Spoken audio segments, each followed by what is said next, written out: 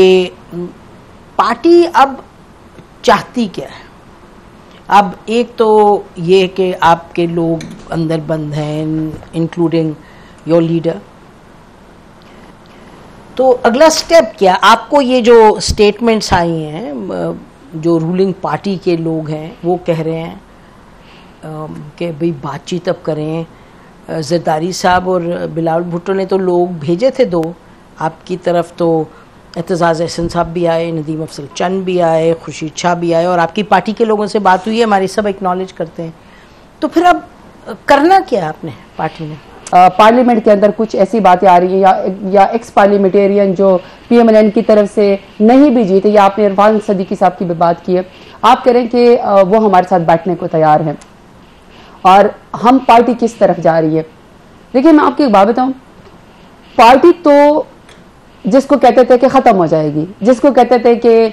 इमरान खान का नाम निशान भी मिट जाएगा और हमारी कोई टिकट भी लेने वाला नहीं होगा, मैं इंक्लूडिंग, मैं आपके सामने बैठी हूँ, 43 FIRs है मेरे ऊपर, मैं डेरा गाजी खान में मौजूद थी, मैं एक कोर्ट से निकलती हूँ, मैं प्रोटेक्टिव बेल हो, फिर मैं दूसरे में जाती हूँ, फिर मैं एक और डिस्ट्रिक्ट में जाती हूँ, मैं चल की भी जमा करा के और जज के सामने पेश हो के और अपना पेट्रोल वो करके पैसे लगा के जाती हूँ, इस उम्मीद पे कि शायद मुझे कोई रिलीफ मिल जाए। ऐसे में हमारी पार्टी फिर भी डेमोक्रेटिक प्रोसेस के ऊपर बिलीव करती है, और जो चकजई साहब का उन्होंने नाम लिया, मेरे ख्याल में ये तो इटसेल्फ खान साहब की तारीफ होगी कि जिनके साथ हमारी शायद नहीं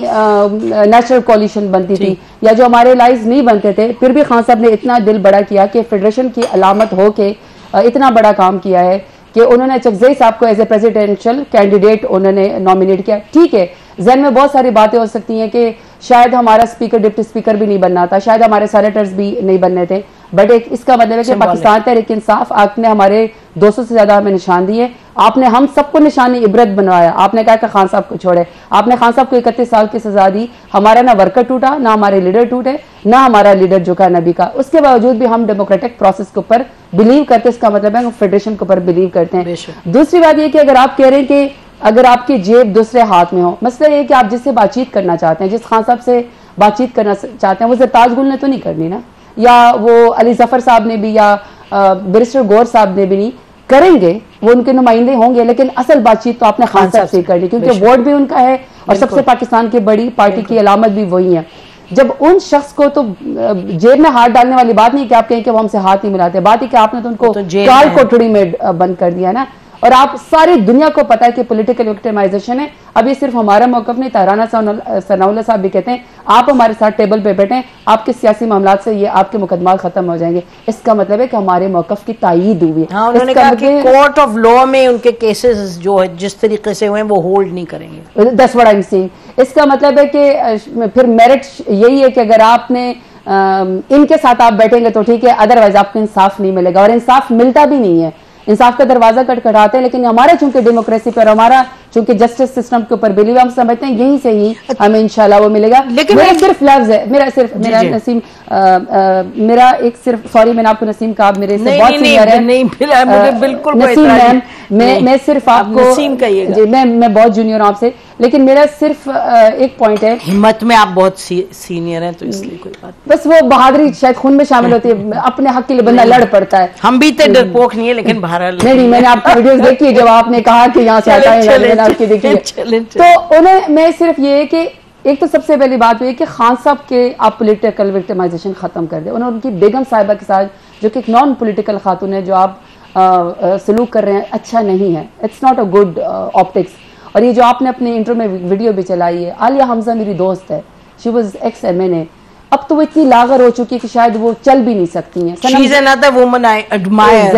सनम जावेद को देख लें, आप तैयबा राजा को देख लें, वो तो खैर शुक्र है बाहर आ गई, खदीजा शाह को देख लें, डॉक्टर यास्मीन राशिद को देख लें, मतलब इन एक्स मिनिस्टर, और आपने उनके साथ यह कैंसर पेशेंट और इनोसेंट हैं, उनको तो कह रहे हैं कि जी वो, मैं कोर्ट गई थी ATC उनसे मिलने, क्योंकि इंटरव्यू करना था प्रोग्राम के लिए,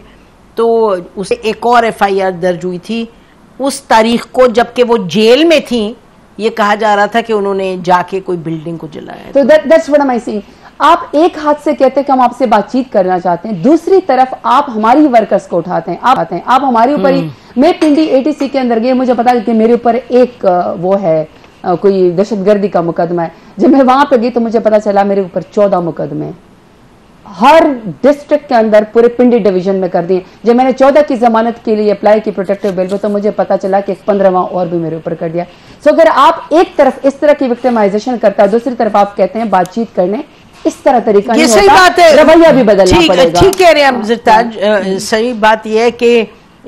यानी कि कल मैं किस प्रोग्राम में देख रही थी कि एक पूरी लिस्ट निकाली हुई थी कि ये शाहिद खान नवाज साहब को इतनी देर जेल में रखा, नवाज शरीफ साहब को इतनी जेल में रखा, शहबाज शरीफ साहब को इतनी देर जेल में रखा, राना सनाउल्लाह साहब पे वो उसकी